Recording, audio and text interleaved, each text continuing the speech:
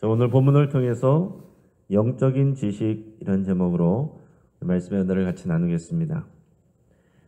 우리가 안다는 것, 또 지식이란 것, 그게 어떤 거겠습니까? 우리가 그냥 머리로 아는 것 말고 정말로 아는 것, 정말로 아는 지식, 이게 무엇인가 하는 것을 우리가 또 생각을 해봐야 되는데요. 1998년에 나온 굿윌 헌팅이라는 그 영화가 있습니다. 예전에 한번 말씀드린 적이 있는데, 이 영화에서 보면 윌이라고 이름하는 그런 청년이 한 명 있습니다. 근데 이 윌이라고 하는 청년은 타고난 천재예요. 수학, 법학, 역사학 모든 분야에 있어서 이 천재적인 두뇌를 가지고 있습니다. 근데 이 청년은 불우한 환경에서 자랐습니다. 양아버지의 폭력을 당하면서 혼자서 상처를 받은 채 그렇게 살아왔습니다. 이 윌이라는 청년은 자신의 상처를 숨기기 위해서 다른 사람들을 대할 때 늘 공격적이었습니다. 이제 언젠가부터는 이제 수재들만 다니는 MIT 공대에서 청소부 일을 하게 됐는데, 그런데 그 학교에 있는 수학과 교수인 램보 교수는 이 윌이라는 청년의 천재성을 알아보게 됐습니다. 동시에 이 청년 안에 그 마음속에 있는 아픔도 또 알게 됐습니다. 그래서 램보 교수는 이 윌이라는 청년을 진심으로 대해줬습니다. 근데 이 윌은 자신의 연약함을 감추기 위해서 오히려 램보 교수의 상처를 건드리면서 이 교수를 공격했어요. 램보 교수도 상처를 받게 되지만 이 청년 윌의 상황을 정확하게 지적을 해줍니다. 이 윌은 사랑도 인간관계도 이 머리로만, 지식적으로만 알고 있다라는 것을 얘기를 해줬습니다. 자신의 지식으로 사람들을 판단하고 공격하는데 자신의 알고 있는 모든 지식을 사용하고 있다는 거예요. 그 머리로만 안다는 거죠. 사랑도 얘기하고 관계도 얘기하고 행복에 대해서도 얘기하지만 너는 그냥 머리로만 아는 것을 얘기를 하지 네가 경험하지 않았다. 너는 그것을 실제로는 모른다. 이것을 지적을 해줬습니다. 이런 자신의 한계를 이 교수에게 지적당한 윌은 낙심을 하게 됩니다. 자, 이런 상황이 되면은 이 보통 교수의 입장이 되면은 어떤 마음이 들겠습니까? 일단 후련한 마음이 들고 다시는 너를 상종하지 않겠다. 내가 너에게 어떻게 해줬는데 네가 나에게 이렇게, 너의 수준은 이런 것이니 이제 네 수준을 알고 내 앞에서 꺼져라. 이게 보통 인간적인 마음이지만 그 한계를 지적하고 나서 램보 교수는 그 윌이라는 청년을 버리지 않고 오히려 더 따뜻하게 품어줬습니다. 자, 그래서 진정한 인간관계와 사랑은 단지 머리로 계산하는 것이 아니라 정말로 그 마음을 열어서 따뜻하게 안아주고 상대의 아픔까지, 상대의 상처까지, 상대의 연약함까지, 상대의 날카로운 가시까지도 품어주는 거라는 것을 직접 삶으로 보여줬습니다. 여러분, 진짜 지식은 책으로 배우는 게 다가 아닙니다. 삶으로 경험되어서 아는 것이 진짜 지식이라고 우리가 말할 수 있습니다. 사람들은요, 다 영생을 얻기로 합니다. 사람들은 영생을 얻기 위해서 무엇인가를 열심히 배워야 한다고, 깨달아야 된다고, 또 열심히 해야 된다고 생각을 합니다. 하지만 진짜 영생은 관계입니다. 요한복음 17장 3절에서 이렇게 말씀하셨습니다. 영생은 곧 유일하신 참 하나님과 그가 보내신 자 예수 그리스도를 아는 것이니다.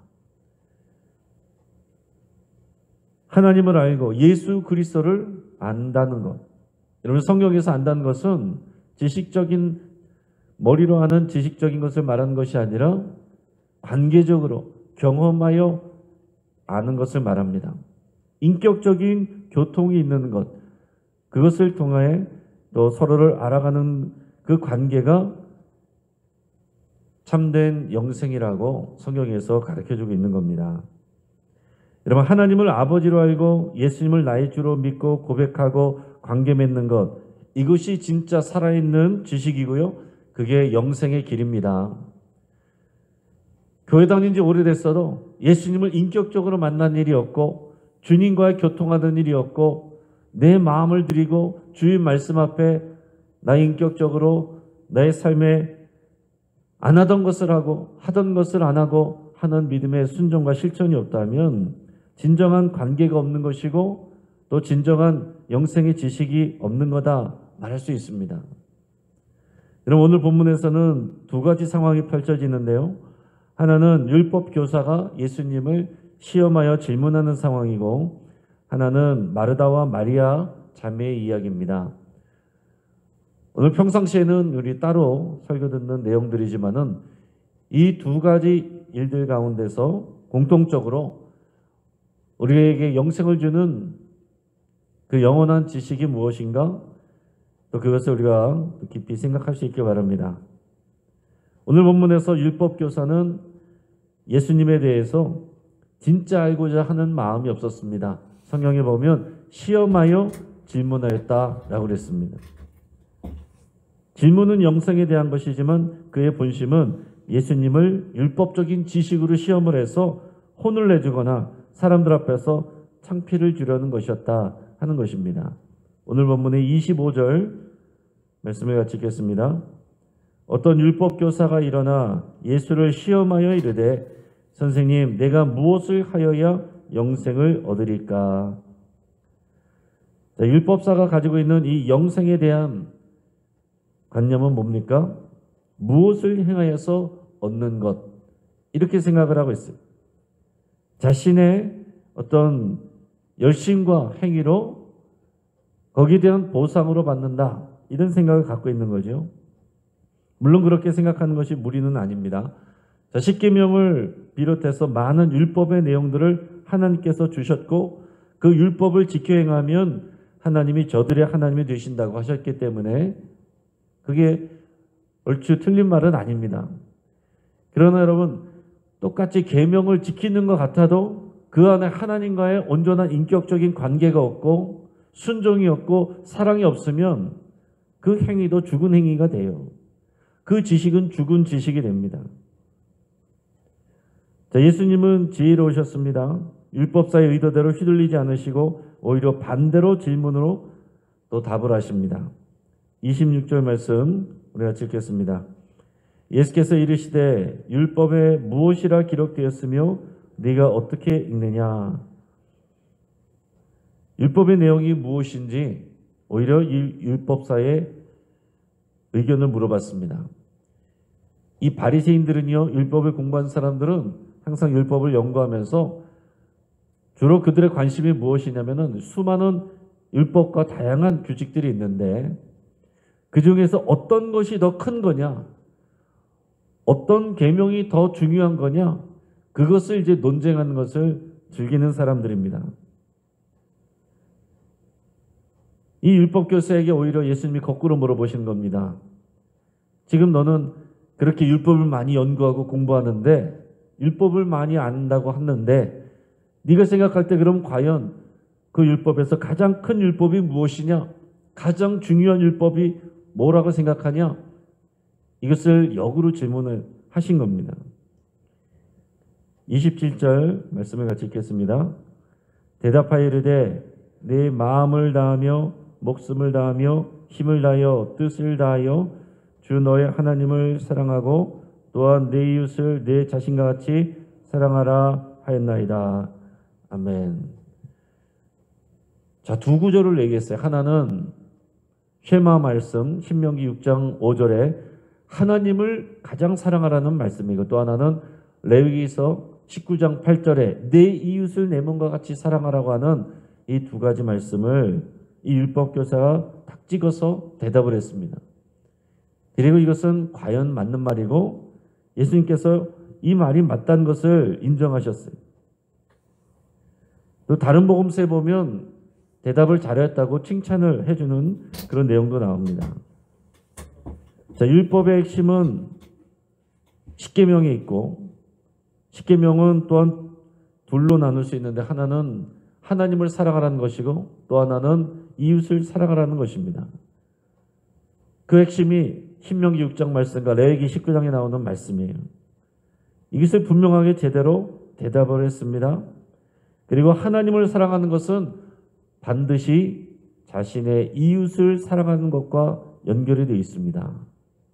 우리 지난주일 설교 때 우리 갈라디아 말씀에서도 그 말씀이 나왔어요. 네 이웃을 사랑하라는 그 하나로 하나님의 모든 말씀이 모든 율법이 다 이루어진다. 그렇게 말씀했습니다. 그렇기 때문에 너희는 성령의 인도하심을 받아 서로 사랑으로 종노릇하라. 그 말씀을 하셨죠. 그 성령의 인도하심을 받으면 우리가 성령의 열매를 맺게 되는 것이고 그게 이번 주간 우리 묵상의 말씀입니다. 예수님이 지적해 주시는 내용 그리고 지난주에 우리가 갈라디아에서의 말씀 다 이어지는 거예요. 그런데 이 대답을 율법교사가 잘했습니다. 그런데 그 다음에 예수님께서 그에게 전곡을 찌르는 말씀을 하십니다. 28절 말씀 우리가 읽겠습니다. 예수께서 이르시되 네 대답이 옳도다. 이를 행하라. 그러면 살리라 하시니. 아멘. 알고 있다라고 해서 그게 그 영생을 주는 지식이 아니라 그것을 행하라. 이렇게 말씀을 하셨어요. 행함이 없다는 거죠. 행함이 아예 없지는 않을 것입니다. 이 바리새인들 율법사들은요 자신의 행위를 항상 또 자랑하잖아요. 그러나 정말로 그 말씀에 담긴 하나님의 뜻을 알고 하나님을 사랑하여 그 마음을 다하여 그것을 실천하는 그 일이 없다는 것입니다.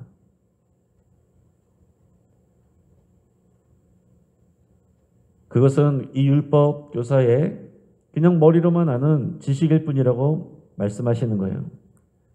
그런 지식은 영생의 길로 연결되지 않는다는 것을 예수님께서 말씀하셨습니다. 율법 교사는 이제 자기를 옳게 보이려고 질문을 이어나갑니다. 그러면 내 이웃이 누구입니까?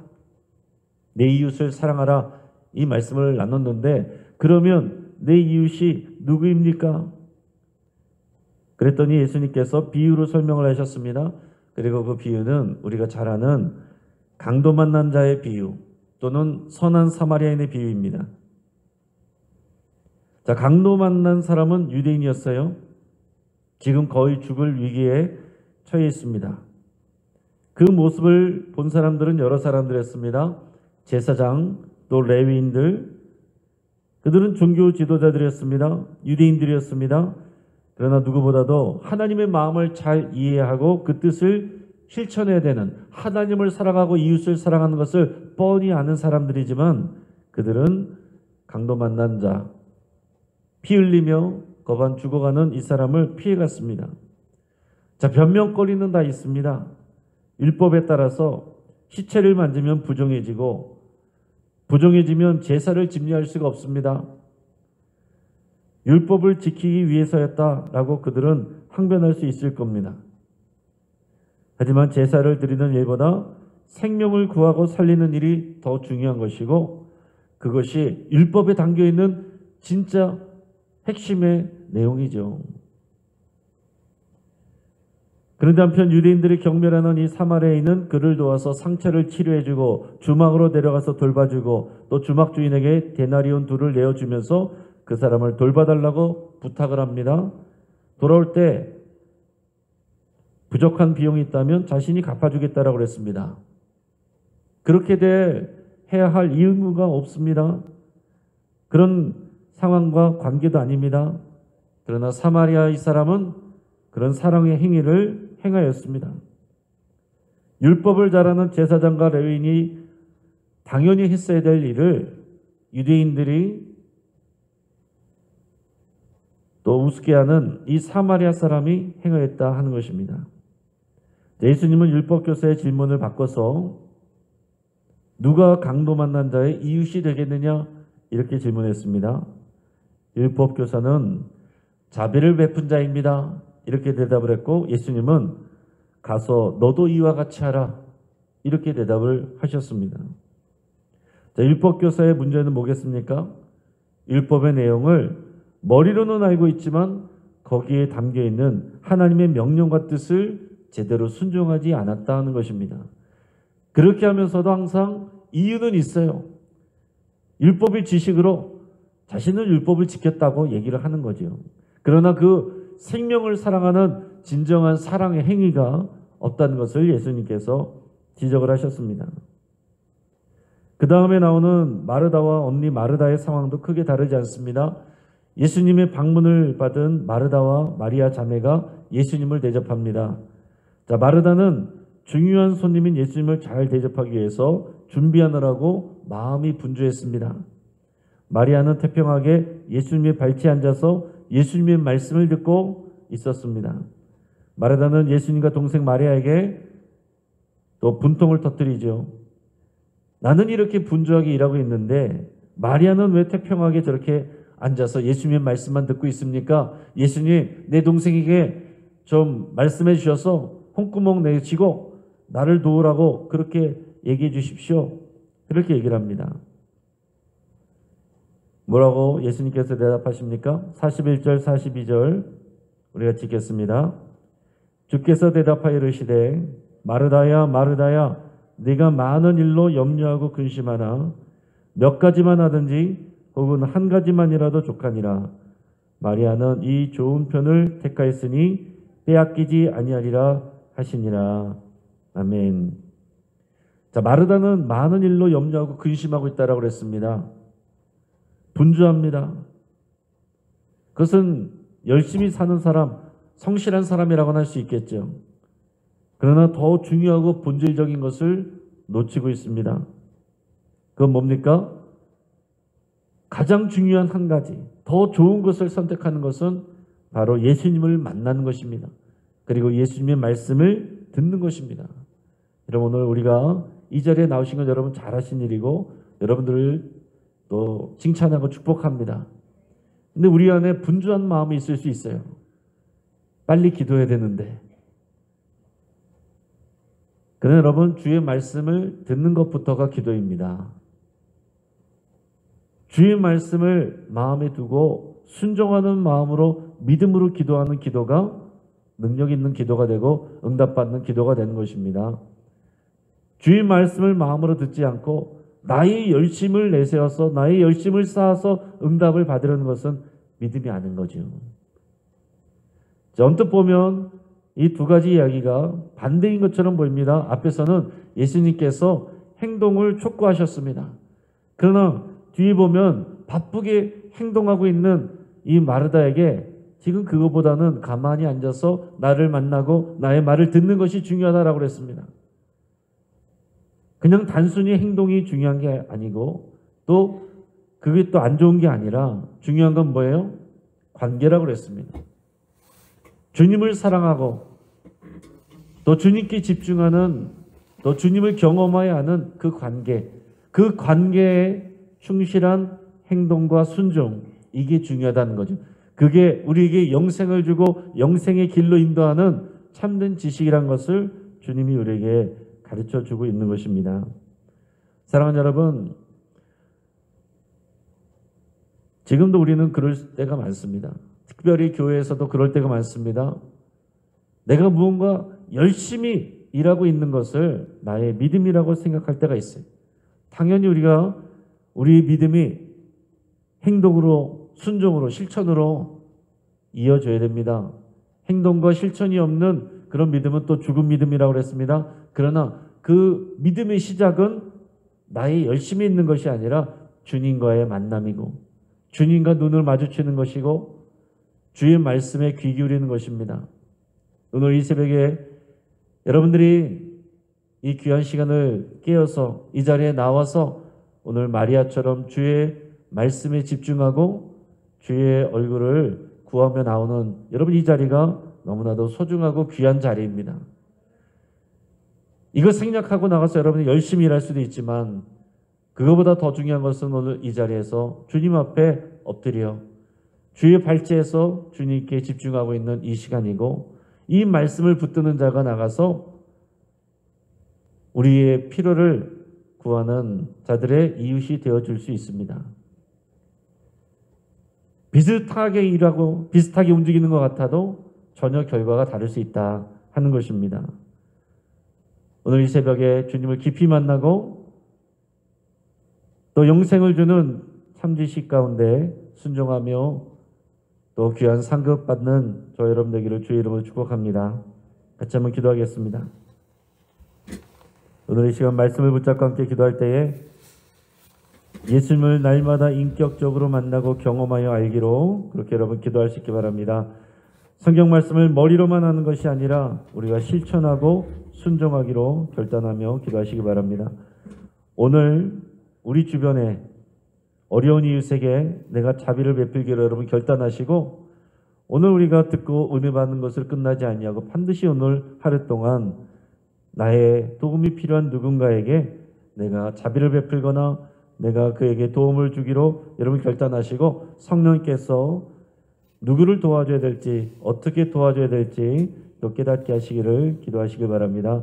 우리 환우들을 위해서 또 같이 기도해 주시기 바랍니다. 우리 항암치료 받으시는 분들 변영승 권사님, 박명선 성도님, 우리 정소진 성도님, 홍정화 집사님, 이정구 장로님, 구현희 권사님 위해서 또 여러분들의 치유를 위해서 함께 기도하시고 우리 영신교회가 또 지역사회에 좋은 이웃이 되기를 위해서 함께 기도하겠습니다. 또 이 나라와 민족을 위해서 계속해서 여러분 간절한 마음으로 기도하기 바랍니다. 이 시간 주여 한번 부르짖고 합심해서 함께 기도하겠습니다. 주여